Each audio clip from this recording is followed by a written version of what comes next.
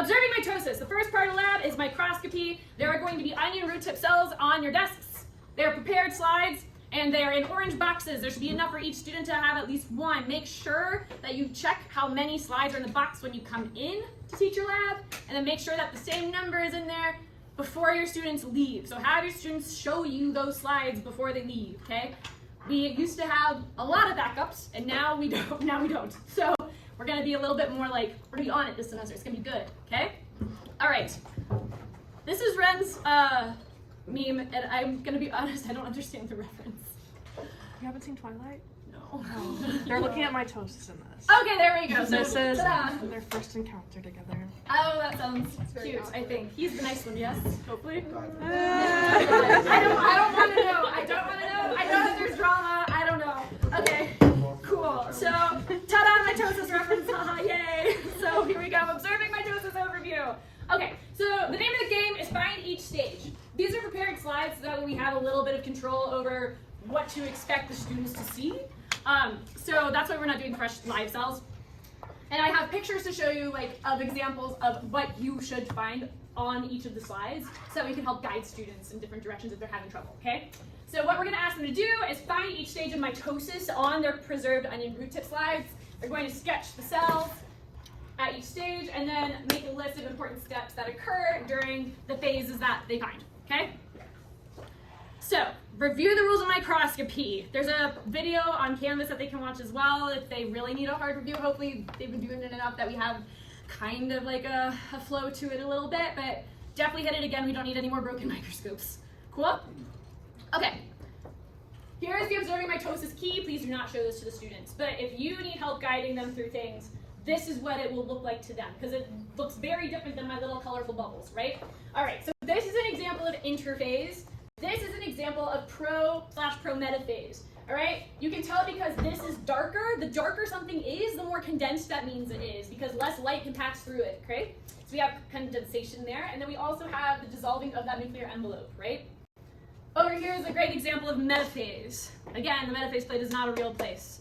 But you can see that the chromosomes, the really dark stuff, is lining up pretty central along a midline of the onion root tip cell. All right, here's a beautiful example of anaphase. I love this one. Telophase, all right? It looks like almost as though you have sort of two nuclei, right? But just one cell, all right? And an onion, that means you're in telophase. And then there are some cells that actually you can see the cell plate forming, and that just looks like a dark line poking in from the top and the bottom when you have like two little nuclei on either side, okay? Why are we using onion root tip cells? It's the color differentiation. Love it. All the above. They're actively growing, right? So they're going through mitosis actively, all right? If we were to take a neural cell and ask you, or a litany of neural cells and ask you to find different phases of mitosis, how do you think that would go? Not super well, right? Do your neural cells go through mitosis that much? No, not at all, okay? Cool. So, are we all good at that activity? Feeling all right? Microscopy, pretty basic. I like to turn it into a game. Find this phase, run to the board, slap it on there that you found it. The team that gets all their phases found first wins. Okay, there's all sorts of different ways that you can do this. All right? Mutation. Speaking of games, this is not a game. We're modeling. We're modeling mutations. Okay? So here's the overview. Students will replicate DNA, so they get a strand of DNA, and they're going to practice replicating it. All right? Then they're going to take the sequence that they have replicated and see how many mutations they got in total. And then they're also going to see how many of those mutations are functional. The point of the activity is to kind of show them that there's no intention behind mutations. Some students hear about natural selection, how things select for advantageous mutations, and they think that means that there's intention. Like the giraffe chose to have a mutation that made its neck longer, kind of Lamarckianism stuff, right? So we're gonna,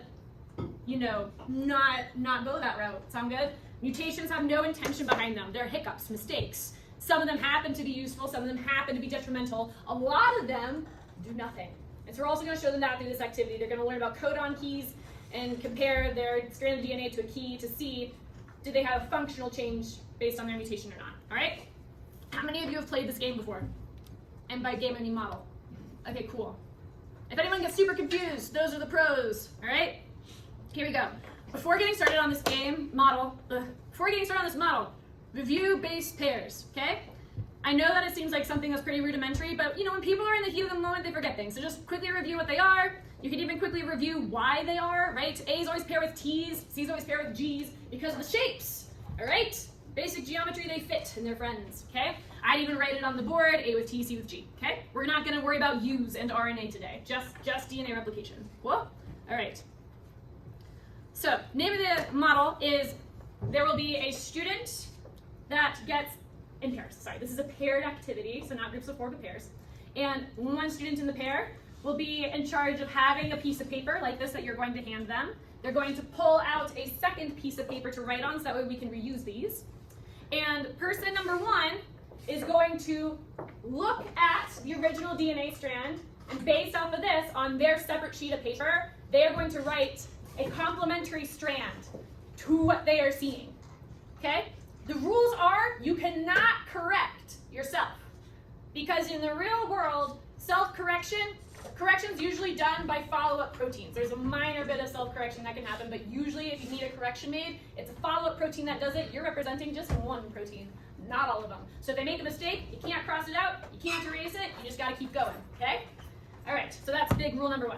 Person number 1 looks, writes a complementary strand on a separate piece of paper. At the same time, their partner, person number 2 in the group, is going to look at what person number 1 is writing and only at what person number 1 is writing. Person number 2 cannot see what person number 1 is writing. Person number 2, based off of only what they see on person number 1's paper, will write the complement to their strand. If they do it flawlessly, these 2 strands should be identical, right? All right, so there you go. A's pair with T's, C's pair with G's. There you go. Make sense? The name of the game here is speed, all right? We're trying to be efficient, and whoever finishes first, have them stand up, give them chocolate or something, okay? We want to show them that this is a thing that you go through really fast because you're anticipating somebody else behind you is gonna hopefully fix your sloppy work, all right? And this will also help us get like a realistic representation of mutations. Does that make sense? All right, cool. After they're done, you're gonna have them go through, and I honestly just every 3 base pairs, I just put a little tick mark. So they're gonna do that on their sheets, all right? And you're gonna have person number 2 compare their code to the original code. And they're going to note what the original code coded for each amino acid, right? Each triplet codes for an amino acid. And then they're gonna compare it to what they wrote, all right? So here's the thing, and you guys, this should be a review for most, but you can have a mutation where, let's say the original codon was TTC, okay, codes for phenolphthalein. If you have a mutation, so you do TTA instead of TTC, that still codes. Oh no, it doesn't. That codes for leucine. Let's say the mistake was TTT, yeah? So it's actually TTT, that still codes for phenolphthalein. That's what we call a non-functional mutation, because the function of the protein would be the same, because the amino acid is the same that's produced. Does that make sense? Okay. But if instead, hopefully this example works, TTC is the original code, coding for phenolphthalein. Let's say they write down instead TGC, that codes for cysteine, right? That would be what we call a functional mutation. It changes the function of the protein because you've changed an amino acid in the protein. So now the protein's entirely different. Yes? Do they read it functional and non-functional in their resources? Because we read it as synonymous and non-synonymous, books and papers. Good question. There lab materials on Canvas use the words functional and non-functional. So you can tell them synonymous, not synonymous, as long as you also follow it up with functional and non-functional, because on their post lab, I think that also uses functional and non-functional. So just making sure that they know when you say things, what is meant. Good question, yeah. And if anybody else has other language that they're familiar with surrounding these topics, be sure, you're welcome to use the synonyms you know, as long as you clarify it and provide our version of those terms as well, just to make sure if it's on their post lab, they don't get confused.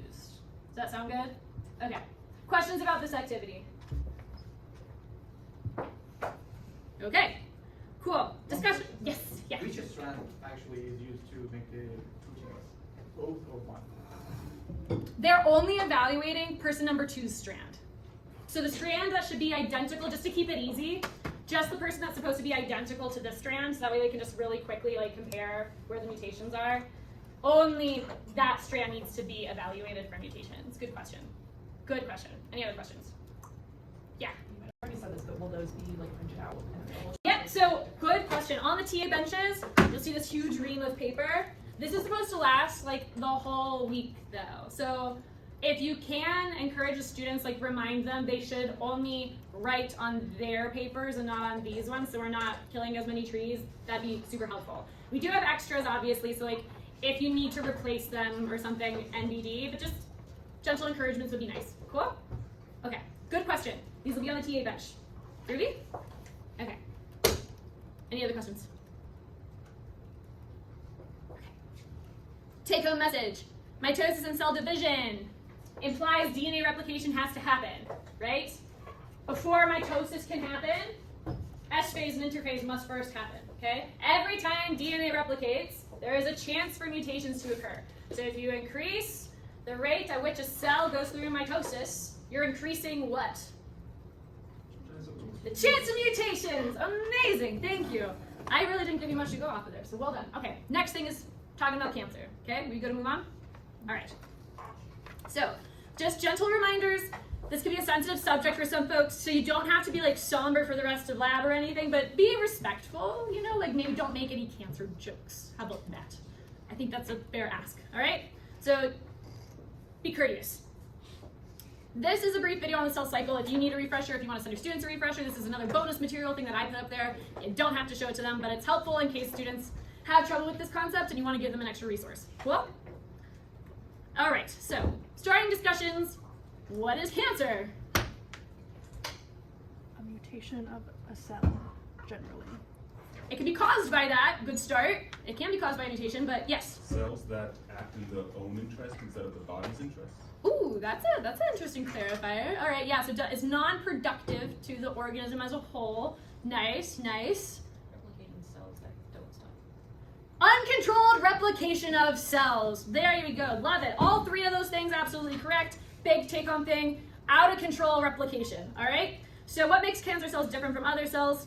The fact that they don't have regulatory systems in play, or those regulatory systems are broken, right? That should be in play to control or moderate the rate at which cells are replicating, and that causes problems. All right? So these are the questions that they're going to focus on before diving into their activity for this part of lab. Answers and discussion points for you guys as TAs posted in your resources page if you need them. Pretty basic stuff. What are they? What is cancer? What factors do you think could play into this? No right or wrong answer there, just trying to get background knowledge. And then what connections can they make to mitosis and cancer? This thing is the thing that confuses a lot of students, okay? Mitosis is the thing that leads into cell division, right? So when we say what's the connection between mitosis and cancer, it's really that the cell cycle as a whole, which includes cytokinesis, if you have unregulated amount of division, that is what causes cancer. So if you have an increased rate of mitosis, that implies that you're going through more like replication and division, if that makes sense. Yeah. And so even though like mitosis isn't like direct, the implication is that you're getting more and more and more and more and more. Does that make sense? Okay. Cool. So cancer is uncontrolled cell replication, cancer cell differences. All right. Generally, if you have a cell that is going through uncontrolled replication, this happens every second of every day in your bodies. But usually, the cell can actually recognize when its regulatory systems aren't working, and they go through apoptosis. All right, they self-destruct. So if they don't do that, that means that there's a problem, right? So that's thing number one. They don't die when they're supposed to. Yes? You mean cancer cell differentiates or differences? I'm so sorry. What was that? I'm trying to understand cancer cell differences. Is it cancer cell differentiates? Cancer cell differences from normal cells. Yeah. Yeah. All right, so they don't die when they're supposed to. They replicate out of control mutations in genes that impact replication and program cell death, aka apoptosis. The mutations are associated with those things, right? So when you said mutations causes 100%, right? When you said it's unproductive, 100%. Uncontrolled cell division because of all those things, 100%. Yeah? Okay, beautiful. So this is the part of lab where we're trying to tie in everything we've talked about so far in parts 1 and 2 all together. This is the implications, right? This is the reason why they're in lab. This is the context, all right?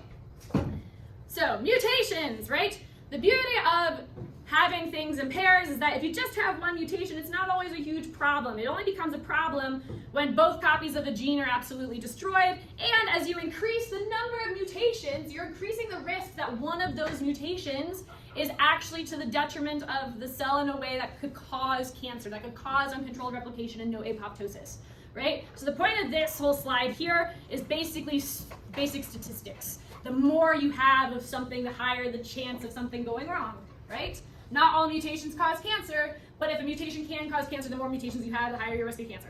Cool? Nothing groundbreaking. All right. What they're going to do for this activity is look at a scatter plot graph. So just briefly reviewing what a scatter plot is, how you read it.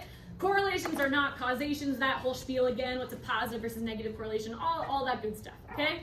Regression lines, probably a good thing to go over as well. When I say a regression line, what do I mean?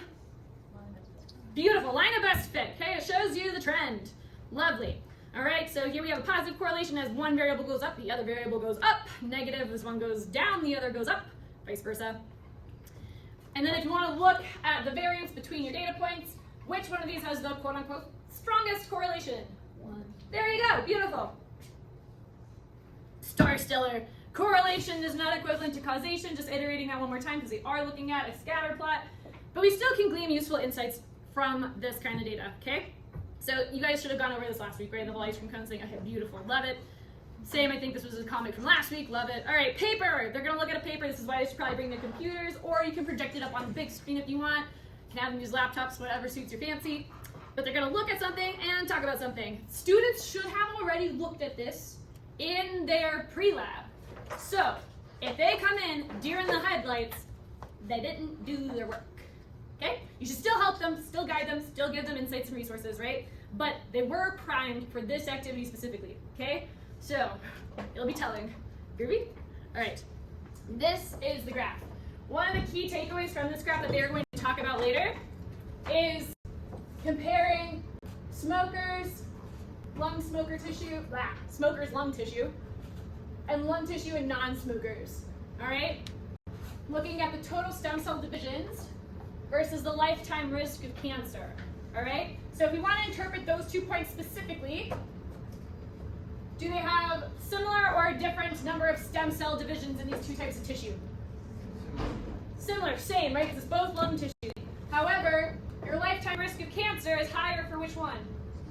Smoking. Okay, so that shows you the impact of carcinogens. Like it can increase your risk of cancer and developing mutations. Awesome. So they're going to look at this. They're going to answer some questions. What's plotted on the x-axis?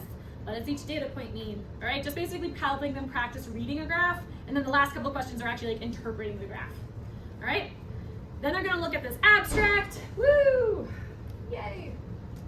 And then they're going to take away some of the main points of the abstract, hopefully, and answer some discussion questions. All right? The number of stem cell divisions accounts for a large number of cancer, or a large portion of cancer risk. However, much of cancer risk is the result of bad luck. Okay? Bad circumstances. All right? So that's basically the main takeaway of this paper. All right? There is genetic predispositions and environmental effects that can cause cancer. Okay? Yes. One point of clarification, because I had this happen last month. When you say that much of cancer is a result of bad luck, Yeah. emphasize that just means that it's a probability whether your lifetime amount of mutations will hit cancer-causing genes. It's not guaranteed, but the more mutations you have, again, the more likely you'll hit a cancer-causing gene. And so you can get unlucky where like the first couple ones hit cancer-causing genes, or you can live till 80 and not have any mutations hit cancer-causing genes. That's what we mean by bad luck there. Amazing. Thank you for clarifying that. 100%. Yeah. Love it. Any other tidbits from old pros on this one? Or even if you're new and you just have insights? Cool. Okay. How are we doing on time?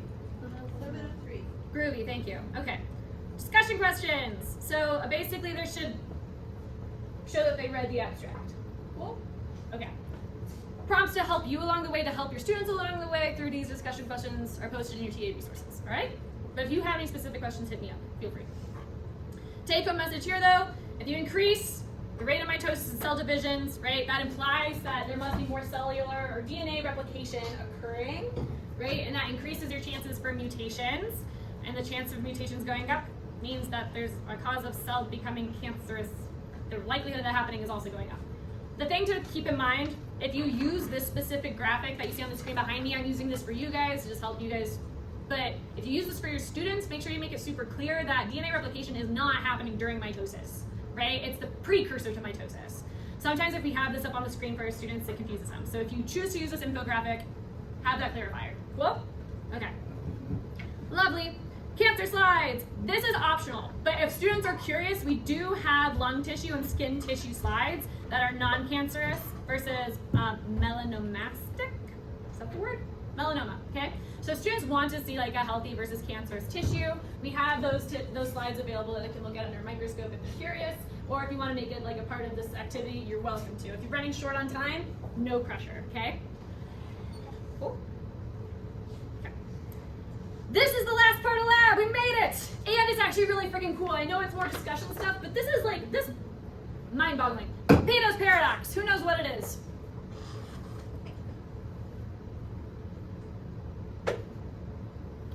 Yeah, what's up?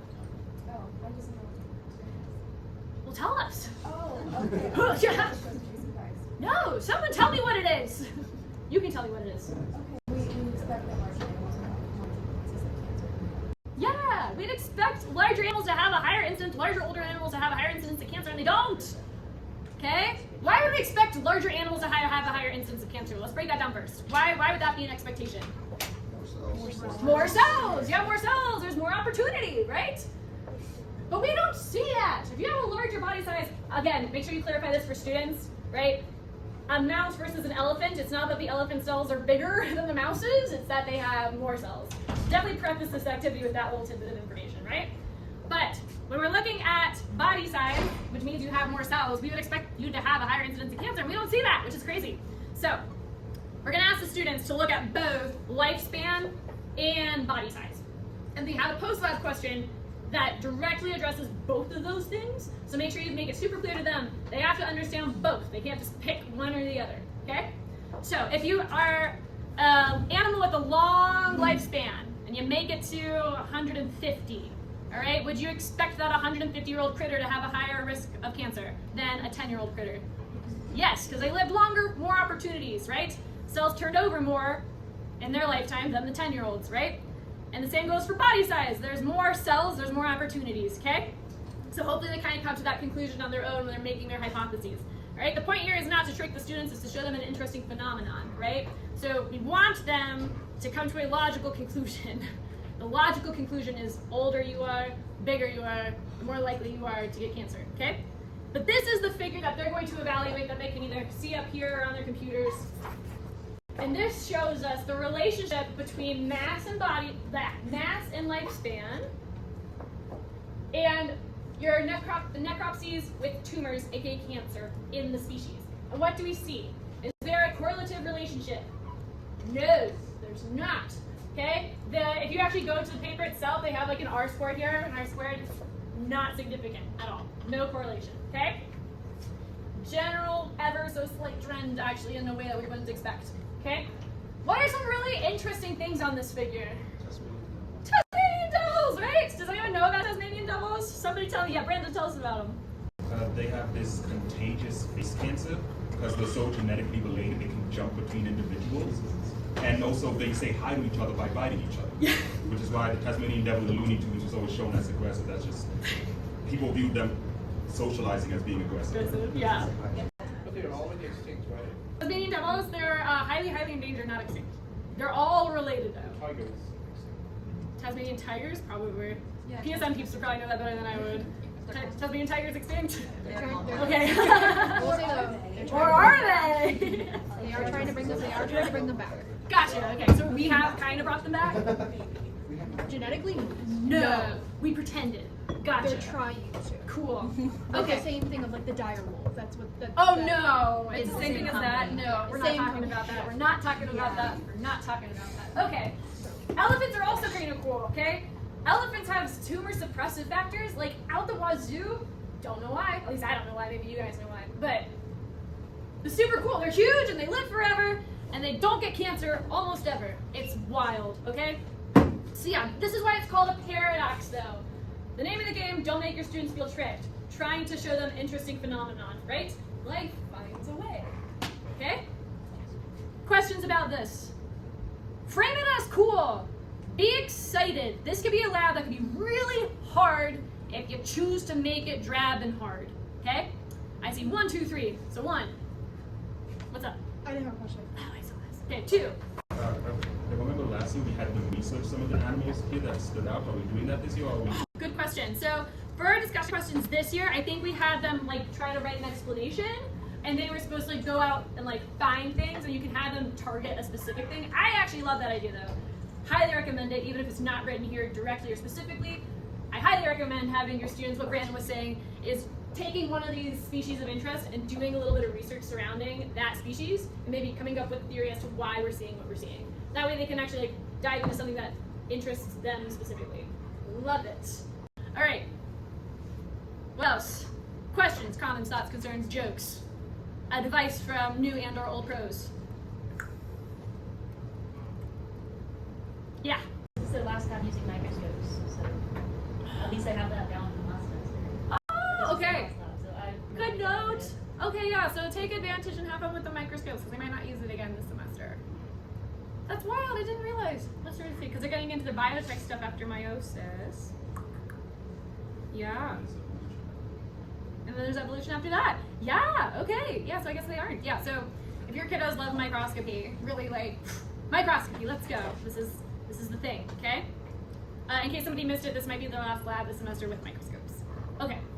Checking out your students. Make sure microscopes are put away correctly. Cord is wrapped around the base. They put it back to the lowest setting of their objective lenses. There are no slides on the stage. We had a couple slides break last week, so just making sure that students are checking. Make sure slides are returned appropriately. So that goes for all the slides. So the mitosis onion root tip slides should be put back in that orange box you see on that disc. So like I said at the beginning, please check how many are there when you get to lab and how many are there before your students leave the lab. If those numbers don't match, make your students make it match. All right? Box has 3 proper samples, but one of them yeah. Let's see here. Are any of those in there the onion tips? Yes, the rest 3 are. But not this guy? Yeah. Okay. I'm gonna leave this here for now, so I don't forget. If you guys come to lab and you are short a slide before you start lab, put it in the Discord so we know where like the lapse happened was immediately before your lab. Okay? Sound good? That way we can keep track of these things a little bit better. All right, solid. Check the student bio bins also. We've been like having random stuff just kind of disappear. So before they leave and check out, please also check their bio bins before having them go. These clear boxes at their desk, okay? Lab activities and discussion questions completed. All that good jazz. Questions, comments, concerns. What time is it? 11:14. Awesome. All right. I'm done then. You guys feeling okay? All right. Any last words of wisdom for people that have taught it before? This is usually the one that the discussion, at least in my opinion, students find the most interesting because many of them feel it as personally relevant. So this is your time to get them interested. That's what I would say. 100%. Thank you, Brandon. I love that. Yes. Awesome. Okay. I'll leave Dee Dee to it then. Thanks, fam. Appreciate it.